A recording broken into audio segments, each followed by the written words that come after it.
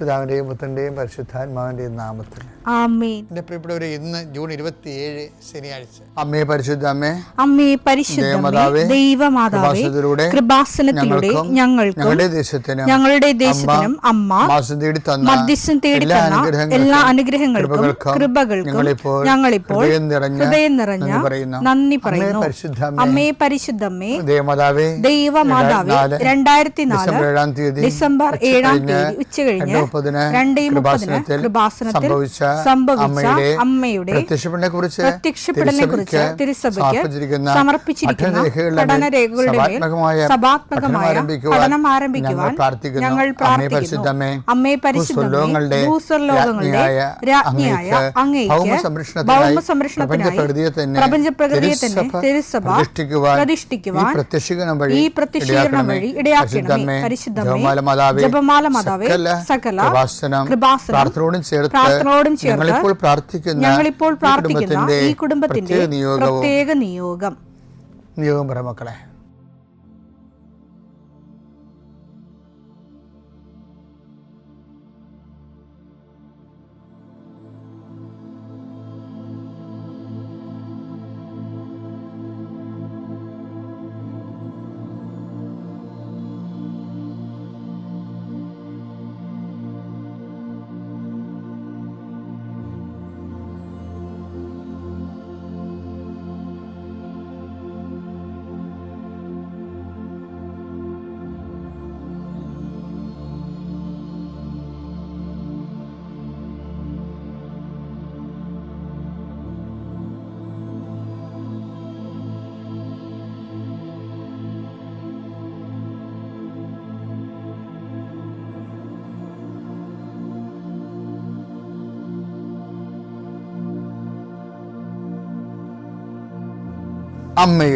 അമ്മയുടെ പ്രത്യക്ഷീകരണത്തിന്റെ ഈ അനുഗ്രഹവേളയിൽ ഞങ്ങൾക്ക് സാധിച്ചു തരുവാൻ കനിയണമേ.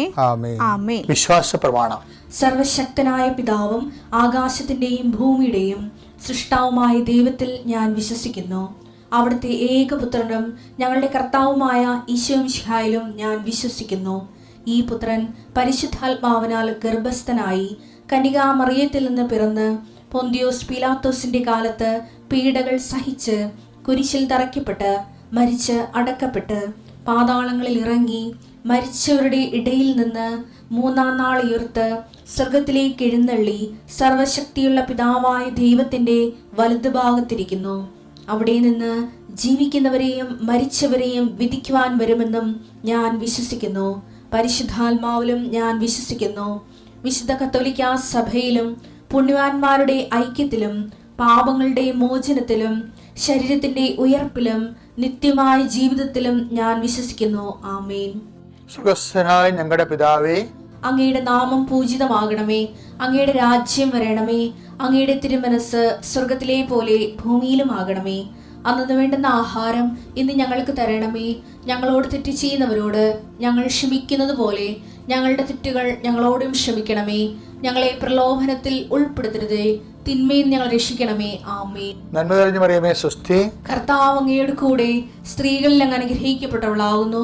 അങ്ങയുടെ ഉദരത്തിൻ ഫലമായി ഈശോ അനുഗ്രഹിക്കപ്പെട്ടവനാകുന്നു.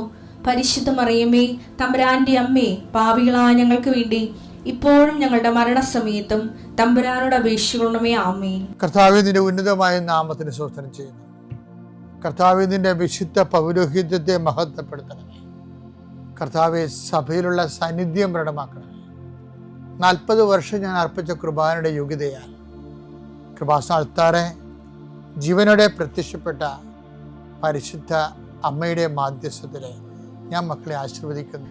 അങ്ങയുടെ മക്കൾ ഇന്ന് യാത്ര ചെയ്യുന്ന ഓരോ ഇടങ്ങളെ സംബന്ധിച്ച് പ്രാർത്ഥിക്കുന്നു. അങ്ങയുടെ മക്കൾ ഇന്ന് കണ്ടുമുട്ടുന്ന ഇടങ്ങളെ സമർപ്പിച്ച് പ്രാർത്ഥിക്കുന്നു.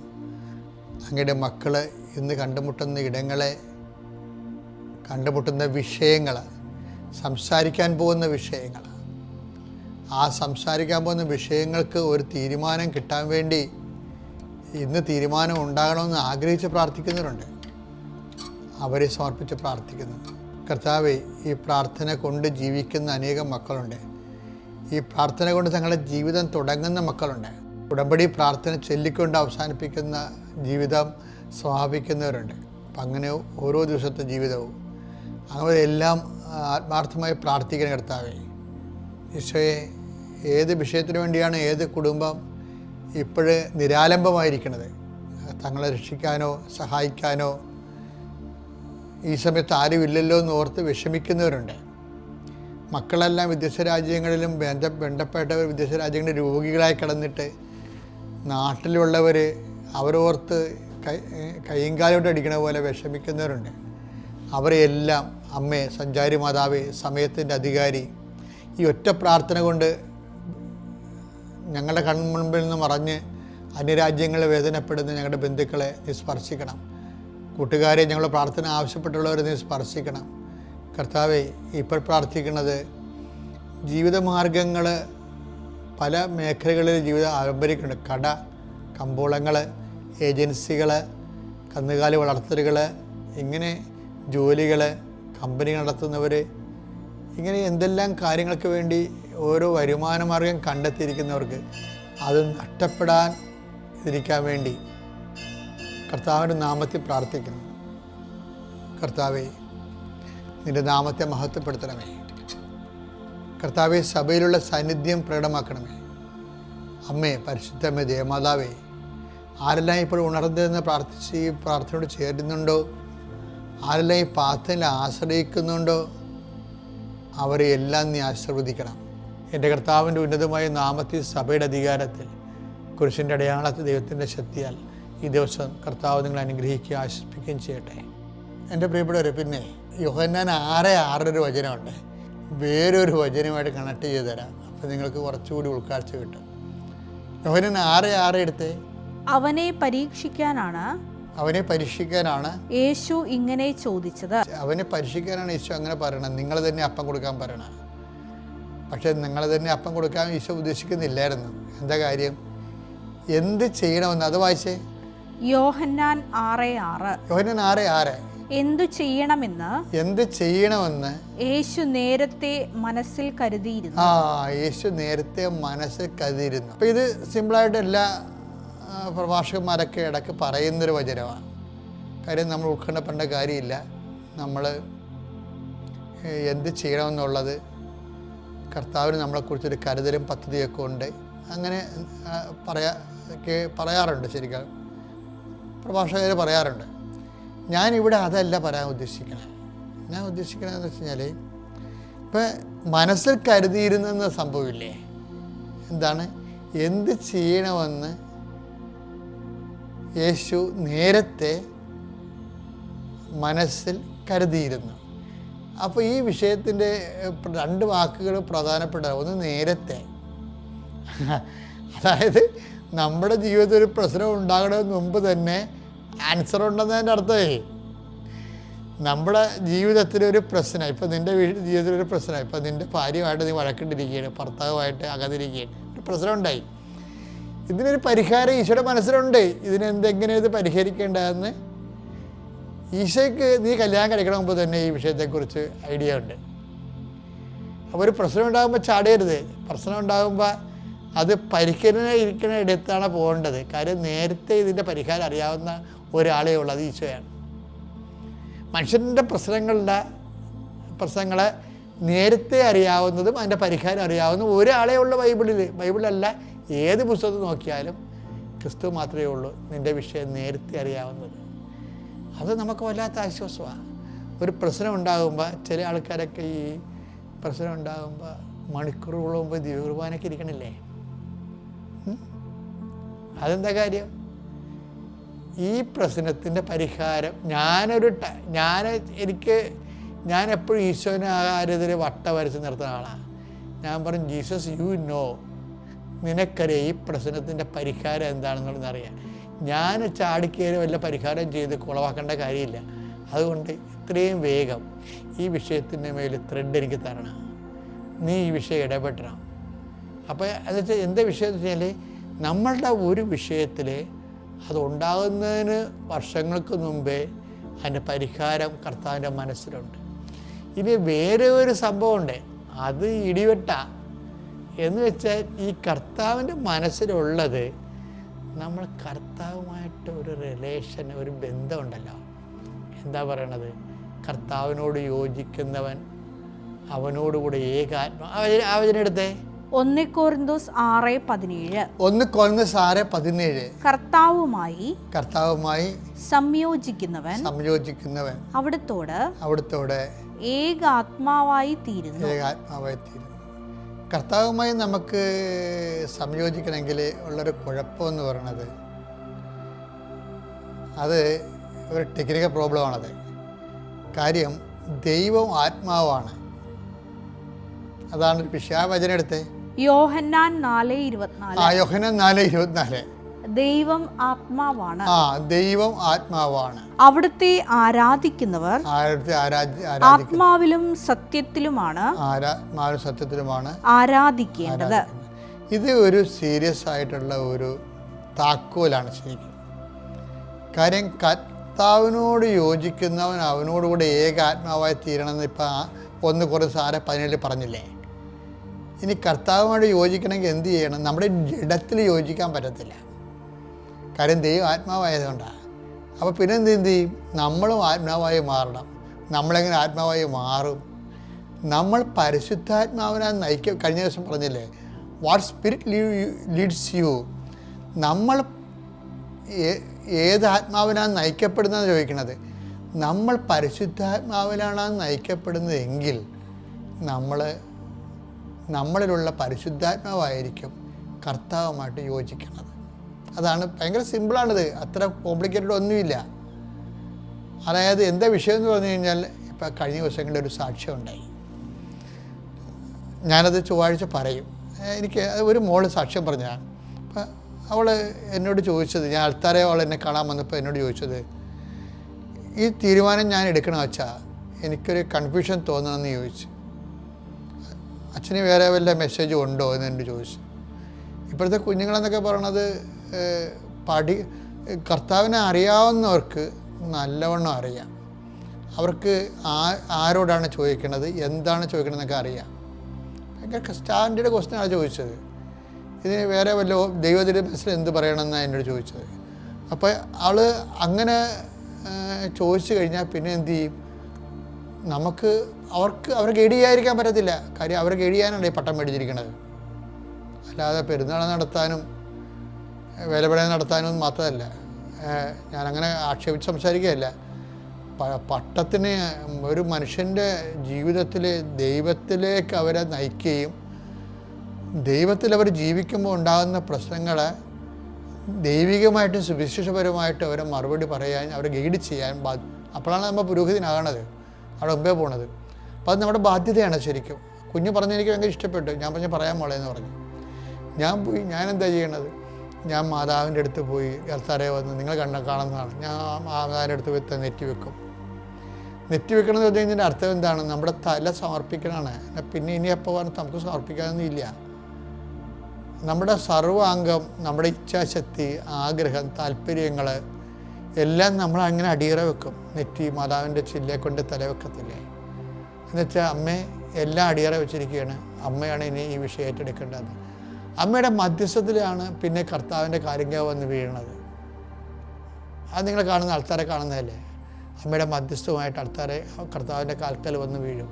അപ്പം ഞാൻ അതുപോലെ തന്നെ ചെയ്തത്. ഞാൻ പറഞ്ഞ മോളോട് സമാധാനം പറയണം, അവൾക്ക് എന്ത് മറുപടിയാണ് കൊടുക്കേണ്ടത്. ഞാൻ തിരിച്ചു വന്ന് ആളോട് ചോദിച്ചു, മകളെ ഏതെങ്കിലും നമ്പർ നീ മനസ്സിൽ വിചാരിക്കാൻ പറഞ്ഞു. ഏതെങ്കിലും നമ്പർ നീ മനസ്സിൽ വിചാരിക്കാൻ പറഞ്ഞു.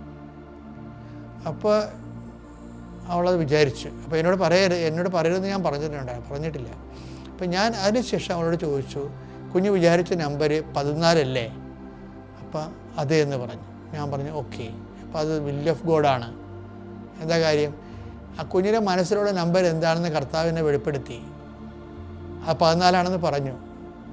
അപ്പോൾ അത് കുഞ്ഞിനോട് പറഞ്ഞു ഞാൻ അത് വിൽ ഓഫ് ഗോഡാണ്, അത് കൺകറൻസ് ഉണ്ടെന്ന് പറഞ്ഞു. നിൻ്റെ ആ ഡിസിഷന് കൺകറൻസ് ഉണ്ട്, മുന്നോട്ട് പോകാമെന്ന് പറഞ്ഞു. അങ്ങനെ ആൾക്കാരെ ഗൈഡ് ചെയ്യണം. അപ്പോൾ എന്നെ വിഷയം എന്ന് വെച്ച് കഴിഞ്ഞാൽ അങ്ങനെ മുന്നോട്ട് പോകുമ്പോൾ ഇത് എങ്ങനെ സംഭവിക്കണമെന്ന് ചോദിച്ചു കഴിഞ്ഞാൽ, കർത്താവിനോട് യോജിക്കുന്നവൻ അവനോടുകൂടി ഏക ആത്മാവായി തീരും. അപ്പോൾ എന്ത് പറ്റും? അപ്പോൾ വേറൊരു സംഭവം നടക്കും അവിടെ. അതെന്താണ്? 1 Corinthians 2:16 ഒന്ന് വായിച്ചത്. 1 Corinthians 2:16 ഞങ്ങളാകട്ടെ ക്രിസ്തുവിന്റെ മനസ്സറിയുന്നു. ക്രിസ്തുവിൻ്റെ മനസ്സറിയുന്നു. ഇപ്പം എന്താ വിഷയം എന്ന് പറയണത്? നിങ്ങൾ ഇനി ഇപ്പം ഈ 1 Corinthians 2:16 വായിച്ചില്ലേ? ഇനി ആദ്യത്തെ വായിക്കണം. എന്താ കാര്യം? യോഹന്നാൻ 6:6 എന്താ വായിക്കണത്? എന്ത് ചെയ്യണമെന്ന് അവൻ നേരത്തെ മനസ്സിൽ കരുതിയിരുന്നെന്ന്. ആര്? കർത്താവ്. അപ്പം കർത്താവിൻ്റെ മനസ്സിൽ കരുതിയിരുന്ന കാരണം എന്ന വിഷയം നമ്മൾക്ക് ചോർത്തി കിട്ടും. അതെങ്ങനെ ചോർത്തി കിട്ടണത്? അത് ഈ 2 കർത്താവിനോട് യോജിക്കുന്നവൻ അവനുമായിട്ട് ഇപ്പോൾ 6:17 1 Corinthians 6:17 അനുസരിച്ച് കർത്താവിനോട് യോജിക്കുന്നവൻ അവനുമായിട്ട് ഏകാത്മാവായി തീരുന്നു. അപ്പോഴേ ആ ഏകാത്മാവായി തീരുമ്പോൾ ക്രിസ്തുവിൻ്റെ മനസ്സിലുള്ളത് നമ്മുടെ മനസ്സിലേക്ക് ശരിക്കും പറഞ്ഞാൽ ഈ പാരലായിട്ട് ഘടിപ്പിക്കുന്ന ഈ കമ്പ്യൂട്ടറില്ലേ, ഈ കമ്പ്യൂട്ടറിൽ വരുന്നത് തന്നെ ആയിരിക്കുമല്ല ആ കമ്പ്യൂട്ടറിലേക്ക് നമുക്ക് ക്യാരി ഓവർ ചെയ്ത് വരണത്. അതുപോലെ ക്രിസ്തുവുമായി ഇപ്പം നമ്മൾ ആദ്യം പറഞ്ഞ വചനം 1 Corinthians എടുത്ത് 1 Corinthians 2:16 എടുത്ത് ഞങ്ങളാകട്ടെ ക്രിസ്തുവിന്റെ മനസ്സറിയുന്നു. അപ്പോൾ സാധിക്കുമെന്നല്ല എൻ്റെ അർത്ഥം. ക്രിസ്തുവിൻ്റെ മനസ്സറിയാൻ മനുഷ്യന് പറ്റും. എപ്പോഴാണ് പറ്റണത്? അതിൻ്റെ മെക്കാനിസം എന്താണ്? കർത്താവിനോട് യോജിക്കുന്നവൻ അവനോടുകൂടെ ഏക ആത്മാവായി തീരുമ്പോഴാണ് കർത്താവിൻ്റെ മനസ്സിലുള്ളത് നമുക്ക് വെളിപ്പെട്ട് കിട്ടുന്നത്. അതിൻ്റെ വചനം ഏതാ? 1 Corinthians 6:17 1 Corinthians 6:17 എന്താണത്? കർത്താവുമായി സംയോജിക്കുന്നവൻ അവിടത്തോട് ഏകാത്മാവായി തീരുന്നു. ഇതിൻ്റെ ഭാഗമായിട്ടാണ് അങ്ങനെ ഏകാത്മാവായി തീരുമ്പോൾ ഞങ്ങളാകട്ടെ യേശു ക്രിസ്തുവിൻ്റെ മനസ്സറിയുന്നു. ഏത് മനസ്സാണ്? നേരത്തെ ചെയ്യണമെന്ന് കർത്താവ് പറഞ്ഞില്ലേ? എന്ത് ചെയ്യണമെന്ന് അവന് നേരത്തെ ഈശോ മനസ്സിൽ കരുതിയിരുന്നത് നമുക്ക് ഇങ്ങോട്ട് വെളിപ്പെട്ട് കിട്ടും.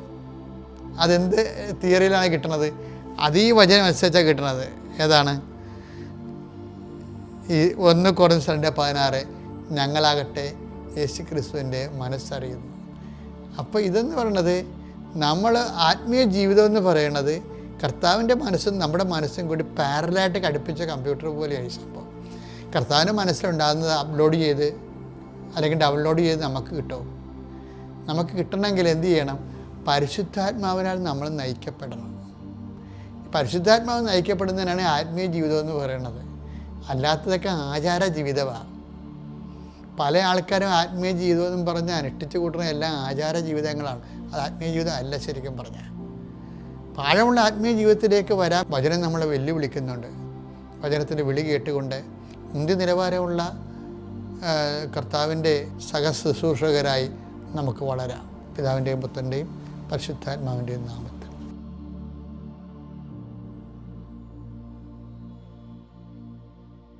അത്യപൂർവ ദൈവാനുഭവങ്ങൾ ഇനി നിങ്ങൾക്കും സ്വന്തം. ഈ യൂട്യൂബ് ചാനൽ ഇതുവരെ സബ്സ്ക്രൈബ് ചെയ്തിട്ടില്ലെങ്കിൽ ഇപ്പോൾ തന്നെ സബ്സ്ക്രൈബ് ചെയ്യുക. ഈ വീഡിയോ ഇപ്പോൾ തന്നെ നിങ്ങളുടെ സുഹൃത്തുക്കൾക്ക് ഷെയർ ചെയ്തുകൊണ്ട് കർത്താവിൻ്റെ പ്രേക്ഷിതരാകുക.